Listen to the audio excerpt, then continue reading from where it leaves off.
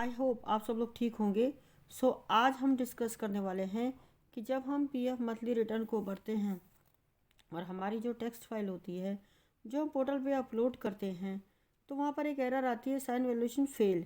तो वो क्यों आती है और हमें रिटर्न भरते समय क्या क्या ध्यान रखना चाहिए, एक्सेल फाइल में हमें क्या क्या चीज़ें ध्यान रखनी चाहिए, और हम जब कन्वर्ट करते हैं टेक्स्ट फाइल तो हमें क्या क्या चीज़ें ध्यान रखनी चाहिए ताकि हम पीएफ की जो मंथली रिटर्न है वो इजी वे में जो है वो उसको जमा कर सकें समय से।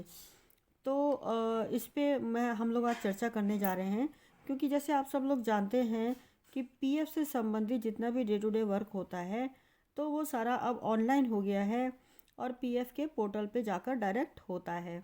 तो फ्रेंड्स इसके बारे में हम चर्चा करते हैं।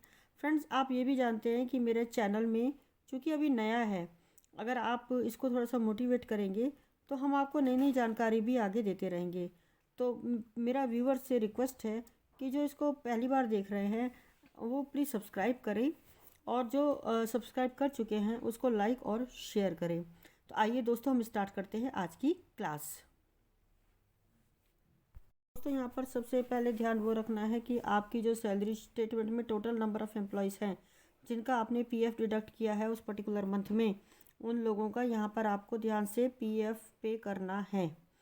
ठीक है, यहाँ पर आपको एक लिस्ट डाउनलोड करना है जो है एक्टिव मेंबर्स। यहाँ पर डैशबोर्ड में जाइए, यहाँ पर आप एक्टिव मेंबर्स की लिस्ट को डाउनलोड कर लीजिए।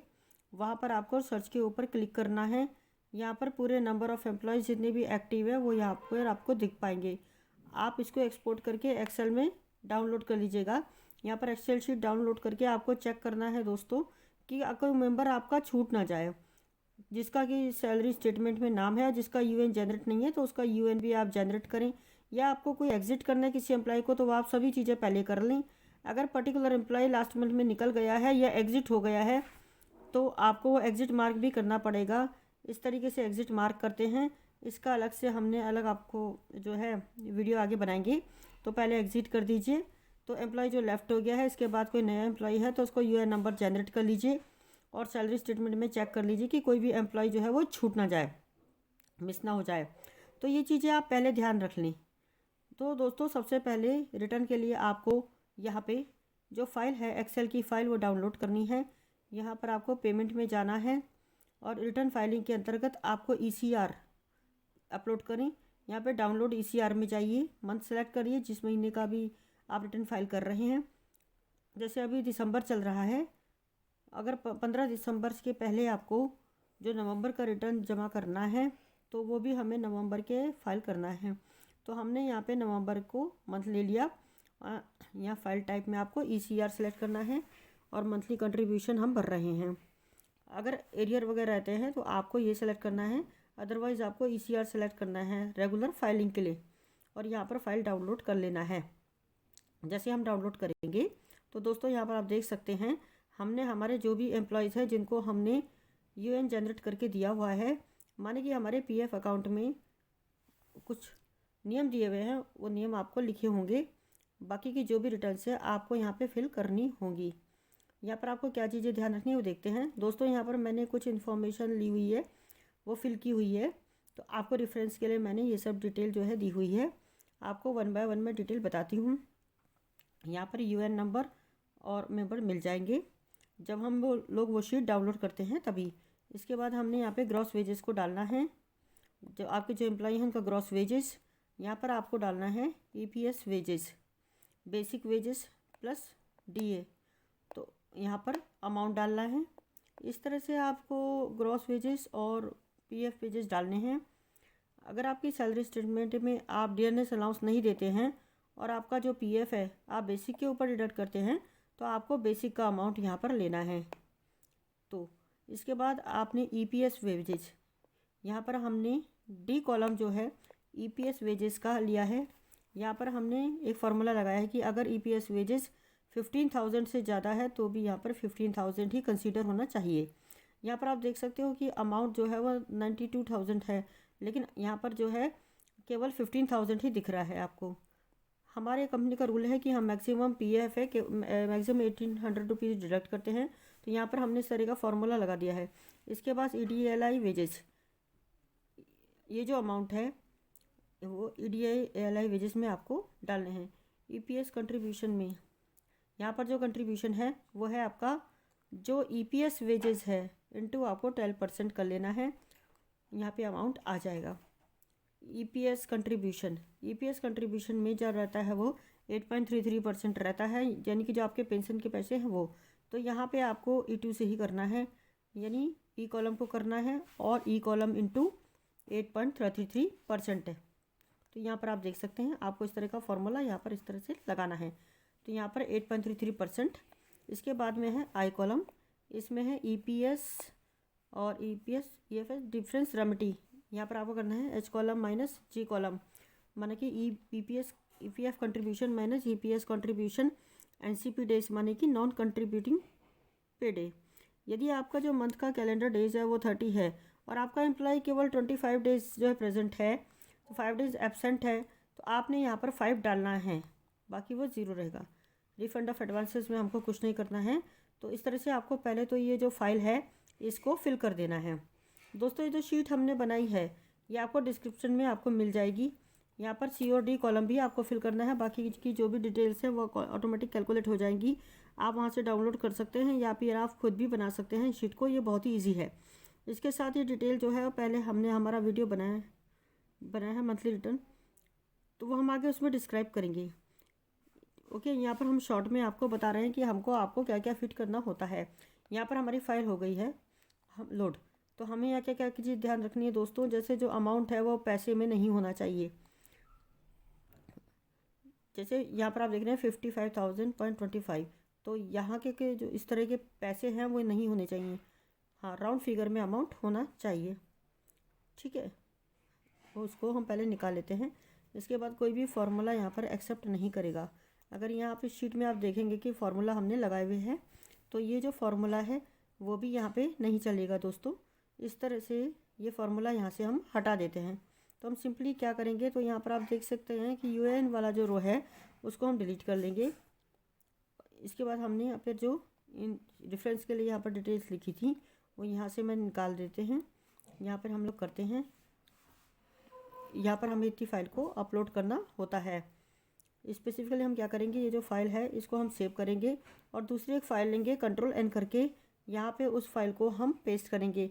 तो पेस्ट करने के लिए यहाँ पे पेस्ट एज ए बैलून डाल देंगे, तो हमारा फार्मूला वगैरह निकल जाएगा। यहाँ पर अगर पैसे में कुछ अमाउंट आती है तो आपको उसको निकाल लेनी है। तो यहाँ पे हमारी जो फाइल है वो रेडी हो गई है दोस्तों। इसके बाद हम क्या करना है दोस्तों, इस फाइल को हमें सेव करना है। तो सेव करेंगे तो Ctrl+S करेंगे। Ctrl+S करने के बाद आपको डेस्टिनेशन चूज़ करना है, फिर आप सेव एज टाइप करेंगे, CS डिलीट यहाँ पर सेलेक्ट करेंगे और इस फाइल को आपको सेव कर देना है। इसके बाद जो फाइल सेव होती है यहाँ पर हम CSV में यहाँ से राइट साइड क्लिक करना है, फिर ओपन विथ करना है आपको। यहाँ पे नोट पेज ओपन कर दिया तो हमको इस तरह की डिटेल दिखने को मिलेगी। यहाँ पे हमें क्या करना है कि हमें करना है कि Ctrl+H, यहाँ पर आपको DPS करना है, जो कॉमा दिए गए हैं आपको रिप्लेस करना है। यहाँ पर हैशटैग में कन्वर्ट करना है। यहाँ पर हम करेंगे कॉमा, रिप्लेस विद में हम करेंगे हैशटैग और यहाँ पे रिप्लेस कॉलम करेंगे। यहाँ पर हम क्लोज करेंगे, तो ये जो कॉमा था उससे रिप्लेस हो गया है दोस्तों। यहाँ पे हमारा जो कंसर्न है वो यहाँ पर आपको ब्लिंक करता हुआ कर्सर दिख रहा है। यहाँ पर हमें क्या करना है, जो लाइन है यहाँ पर जो ब्लैंक है यहाँ पर आपको कोई भी कर्सर नहीं रखना है। यहाँ पर स्पेस लगा के इस कॉमा को लास्ट में ला देना है। इसके बाद दोस्तों आप देख सकते हैं कि यहाँ पर शीट में 22,000.25 पे है। यहाँ पर छोटी छोटी मिस्टेक आपको नहीं करनी है। इसके बाद आपने यहाँ पर हमारी शीट को एक बार देख लेते हैं कि ये जो हमने शीट बनाई है उसके टोटल कॉलम पे 11 है, तो ए से लेके के तक है, तो टोटल 11 कॉलम है। यहाँ पर हमारी जो टेक्स्ट फाइल है उसमें देखते हैं कि 11 नंबर की डिटेल्स होनी चाहिए।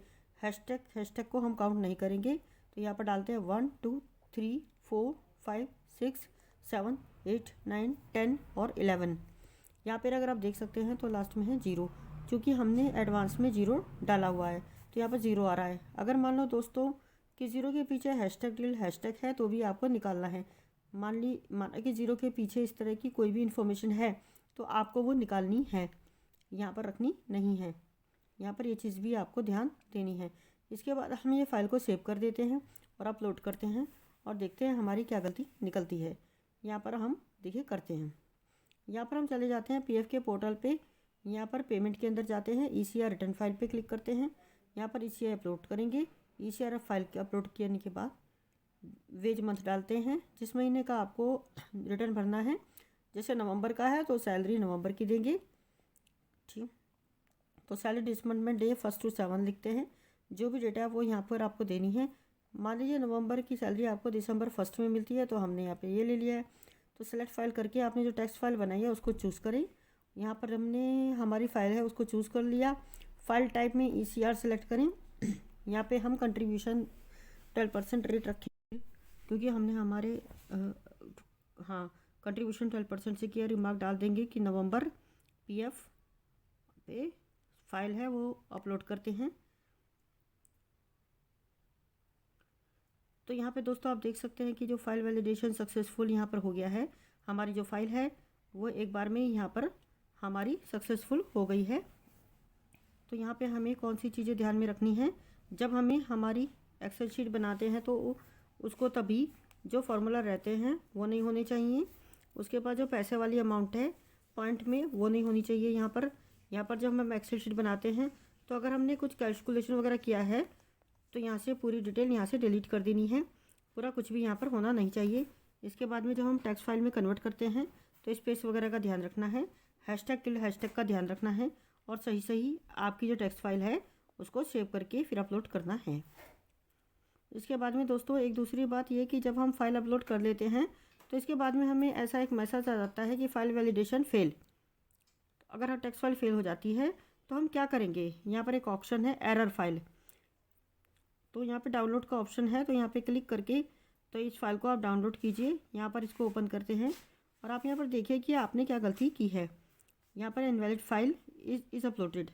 तो यहाँ पर हमने जो फाइल है उसमें ही कुछ गलती की है, जो टेक्स्ट फाइल है इसमें हमने कुछ गलती की है। तो यहाँ पर आपको ध्यान रखना है कि टेक्स्ट फाइल में चाहे तो हैशटैग हो या हैशटैग में या फिर स्पेस में या ऐसी कुछ तो भी गलती की होगी, तो इस तरह की जो एरर है वो हमें आएगी, तो हमें ध्यान रखना है। फॉर एग्ज़ाम्पल मैं आपको बताती हूँ कि हमने क्या गलती की है। तो ये हमने गलती क्या की है कि वो हम देखते हैं। यहाँ पर हम इस तरह से एक एक करके देखेंगे तो हमें आइडिया नहीं लगेगा, बट अगर आप यहाँ पे देखते हैं तो हमें 2000 के पहले यहाँ हैशटैग एक ही है, हैशटैग नहीं है। तो इस तरीके से हम आपको ध्यान रखना है और एक ही बार में आपको आपका मंथली रिटर्न का प्रोसेस को पूरा करना है। बहुत ही ईजी प्रोसेस है। तो दोस्तों इस तरीके से आपको प्रोसेस करनी है। अगर आपका हमारा वीडियो अच्छा लगा और थोड़ी भी हेल्प हुई है तो आप वीडियो को लाइक ज़रूर करना। अगर आपको आगे इस संबंध में कोई भी जानकारी लेनी है तो आप इसको सब्सक्राइब करना ना भूलें और आप प्लीज़ इसको लाइक और शेयर करें। मिलते हैं हमारे अगले नेक्स्ट वीडियो में कुछ